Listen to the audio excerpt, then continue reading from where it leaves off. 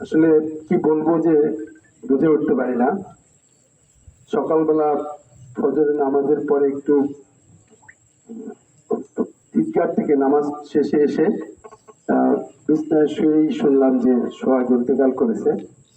এরপরে তো ফেসবুকে সারাক্ষণ ওর ছবিটা, জীবন্ত ছবি, আসলে বলে শেষ করা যাবে না। প্রতিটা মুহূর্তে আমরা একসাথে রাজনীতি করতে গিয়ে সেই ছাত্র জীবন থেকে 1981-82 সাল থেকে এরশাদ বিরোধী আন্দোলন, বিভিন্ন সময় একসাথে কত যে সময়, কত যে স্মৃতি, বলে শেষ করা যাবে না। অনেক ঝগড়া, অনেক কথা কাটাকাটি, অনেক কথা, অনেক কিছু, যেই স্মৃতি বলে শেষ করা যাবে না।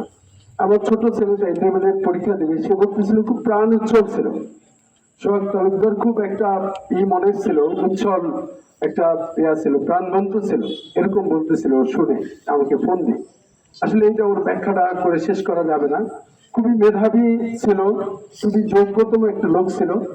আমি কিছু বলতে চাই না, তারপরে একটা কথা আপনাদেরকে অনুরোধ করব, মানুষ চলার পথে ভুল করে, আপনার নিজ গুণে ক্ষমা করে দেবেন, কেউ মনে রাখবেন না। আসলে মানুষ আমরা চলতে গেলে, আমি একটা জিনিস মনে রাখি, ঘুমানোর সময়, যদি বেশিরভাগ সময় আমি ঘুমানোর সময় বলে ঘুমাই যে আল্লাহ আমি সবাইকে মাফ করে দিলাম, আল্লাহ তুমি আমাকে মাফ করে দিও।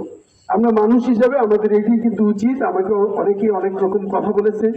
আজকে আমি আপনাদের কাছে বিনীতভাবে সোহাগের একজন সহপাঠী, সহযোদ্ধা হিসেবে আমি অনুরোধ জানাবো, এই এই জনপথে চলার পথে অনেক ভুল ত্রুটি হয়ে থাকতে পারে, অনেক কিছু হয়েছে, ভুল হয়েছে।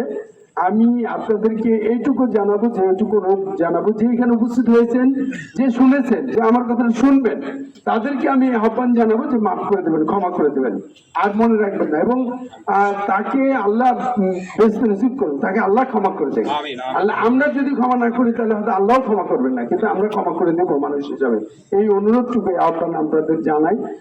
ওর পরিবার কিভাবে, আমরাই শোক মানতে পারতেছি না। সকাল থেকে এই পর্যন্ত আমি নিজেই অস্থির, কেন যেন একটু রাত্রে, গত রাত্রে ঘুমাইনি, এই রাত্রে এই বিছনায় গিয়েও দিনের বেলা ঘুমাইতে পারি না। ছবিটা বারবার চোখে পড়ে, আর মোবাইলে গেলেই ওর ছবিগুলা, ওর এত প্রাণবন্ত, এত ছবি, এটা দেখে আসলে নিজে এখন আর ভাষায় প্রকাশ করতে পারছি না। আপনাদেরকে আহ্বান জানাচ্ছি, আমাদের মাঝে উপস্থিত আছেন মাদারপুর মাদারপুর 2 আসনের মাননীয় বারবার নির্বাচিত সংসদ সদস্য, বাংলাদেশ আওয়ামী লীগের প্রেসিডেন্ট সদস্য বীর মুক্তিযোদ্ধা জনাব শাহজাহান খান, উপস্থিত রয়েছেন তৌফিকুজ্জামান শাহীন, এস এম হানিফ, বক্তব্য রয়েছে এস এম এনায়েত সহ অনেক উপস্থিত হয়েছেন।